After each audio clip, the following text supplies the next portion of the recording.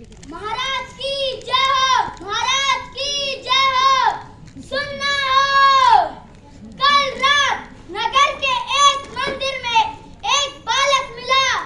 लालन पालन के लिए उसे महाराजा कृष्णदेव राय अपने साथ ले गए। बच्चे को अपना आधा राज्य देने का मन बना लिया।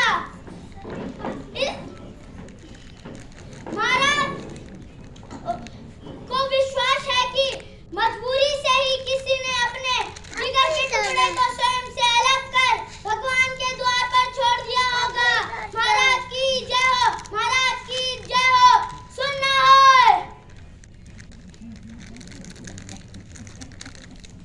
दोपहर का समय था। महाराज कृष्णदेव राय का दरबार सजा हुआ था। सभा की कार्यवाही चल रही थी। तभी एक प्रहरी एक महिला के साथ सभा भवन में प्रवेश करता है। उस महिला को देखते ही तेनालीराम समझ गया था कि अवश्य उसके कहने के अनुसार मुनादी करा दी गई है, जिसके कारण यह महिला अपने बच्चे को लेने राजभवन पहुंची है।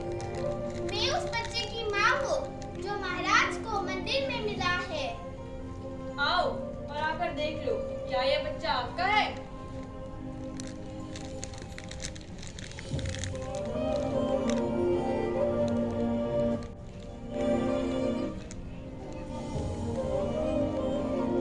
जी हाँ महाराज, ये बच्चा मेरा है।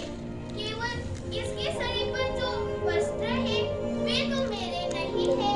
बच्चे का बाप नशेड़ी है, हमेशा नशे के धुन में रहते हैं। कमाता धमाता कुछ नहीं है। मैं अपनी तन्हाई से परेशान होकर तब मैं इस बच्चे को भगवान के भरोसे मंदिर पर छोड़ आई।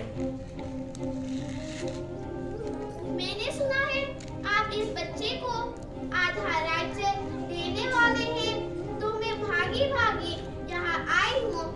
आप मुझे गलत ना समझे कि मैं किसी लोग के लिए यहाँ आई हूँ। मुझे कुछ नहीं चाहिए, बस आप इस बच्चे की अच्छी परवरिश कराइए, यही मेरे बहुत है।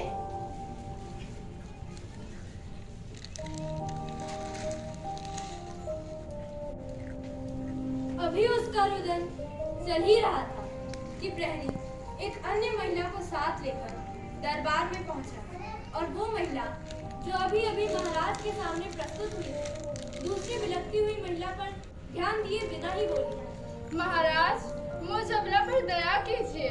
मैं अपनी गरीबी से तंग आकर अपने जिगर के टुकड़े से अलग हुई। वो महिला अचानक पालने के पास पहुंची और बच्चे को अपने सीने से लगाकर उसे बेतहाशा चूमने लगी। उसके हाव भाव से यही प्रकट हो रहा था कि वही बच्चे की वास्तविक माँ है। महाराज सहित सभी सभासद असमंजस की स्थिति में थे कि आखिर इन दोनों महिलाओं में से उस बच्चे की असली माँ कौन है। तभी तेनालीराम अपने आसन से उठकर दोनों महिलाओं से पूछा, ठीक बताओ, इस बच्चे की असली माँ कौन है? मैं हूँ इस बच्चे की असली माँ।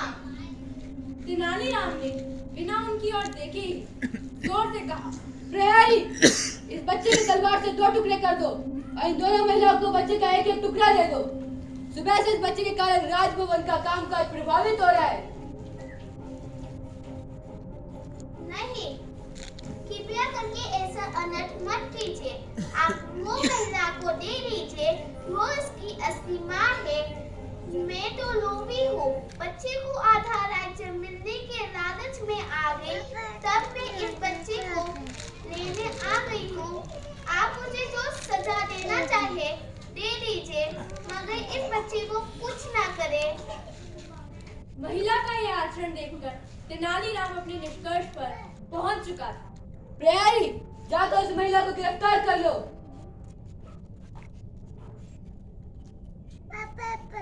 चुप हो जा माँ, तेरे लाल को कुछ नहीं होगा, कोई उसका बाल भी बात नहीं कर पाएगा। चुप हो जाओ।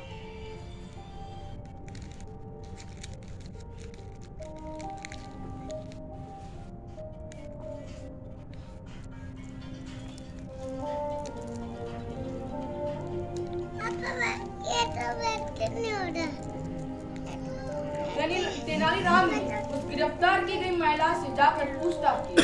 शीघ्र ही वह महिला टूट गई और उसने स्वीकार कर लिया कि वो बच्चे के साथ आधा राज्य मिलने के लालच में आ गई थी और उसी लोभ में पड़कर उसने बच्चे की मां होने का दावा कर गई।